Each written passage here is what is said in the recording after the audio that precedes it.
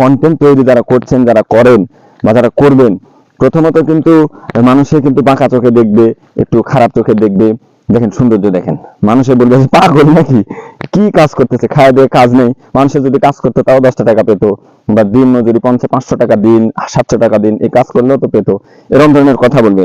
এরপরে বড় সবচেয়ে বড় জিনিস সেটা হচ্ছে যদি আপনি হুজুর টাইপের লোক হন, হুজুর মানুষ যদি হয়, তাহলে তো আরো ঝামেলা। বলবে হুজুরের কাজ নেই, খেয়ে দে।